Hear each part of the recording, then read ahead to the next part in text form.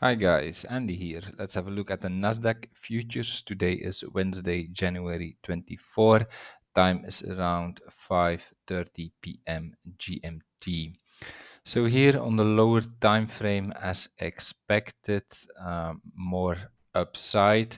It looked here on the lower time frame that we had incomplete structures to the upside, and so as expected, we are seeing here a bit more upside. We will have a look in a minute how this further can evolve, but more importantly, in my last higher time frame analysis, we also had a look at the bearish scenario, and there I mentioned some aspects that we should monitor in order to see if the bearish scenario could still play out.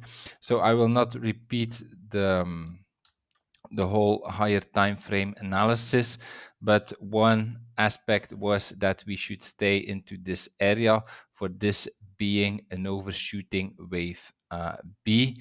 Here this is still the case, but what's more important is here what we see here on in our RSI on the daily. It is important to end here with divergence as a fifth wave. So now we are looking here at the count in red: 1, 2, 3, 4, 5.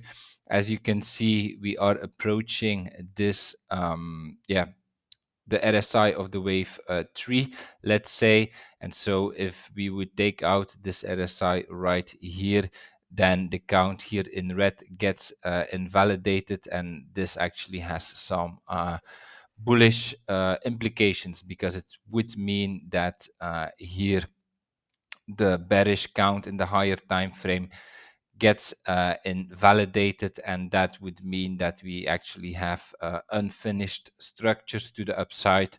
So that would mean more upside to come. So that's something to monitor. Then also here on the 4 hour, also here it was important to respect the RSI of the wave 3 or the wave 1, and again here we are also reaching the limits, as you can see. Let's see how this further evolves, but it looks like we want to break this, or the NASDAQ wants to break this. And if we do so, it would mean that we actually started a new cycle, a new upward cycle, and then there's actually a high probability that we are having the count here in green.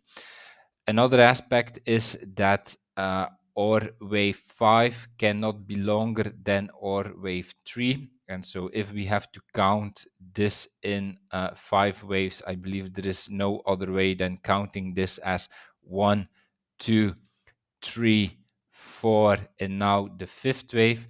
And so actually here on the Owanda platform, or wave 3 became the shortest. So if we would measure this here from the wave 2, and let's say that the wave 3 high is located right here and not here, then we have a move of 8.28.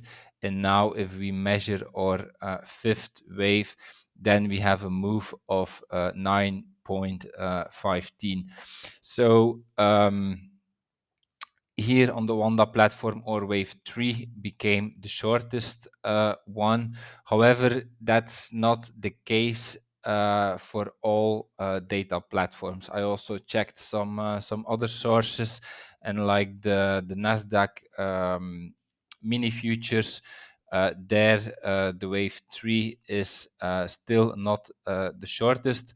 So here we are a bit in doubt, but if we would also take out the wave 3 as the shortest, or if the wave 3 being the shortest one is also confirmed in other platforms, or also other data sources, then there is no other way anymore than to see this as a 1 2, and then yeah, further upside, I would say. So that's also something to monitor. And then let's go back to the lower time frame to see how this could further evolve. So again, now we look at the count in green, because yeah, it does not really make sense to do any further analysis on the bearish scenario. We will soon know if the bearish scenario really becomes invalidated. We simply reached the limits.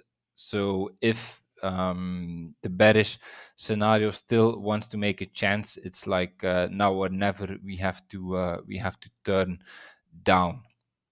So therefore, let's further focus here on the scenario in green. So then I believe we had a wave 1 here from the wave 2 low. So if we started a new cycle here, wave 1, this was our wave 2. And so now we are looking here at this wave 3. And so here, if we start to analyze the wave 3 from the wave 2 low, then my primary estimate would be that yeah, this is the 1, this is the 2, this or 3, this the 4, and now our fifth wave up. But it is important to end here with divergence. That's still the case.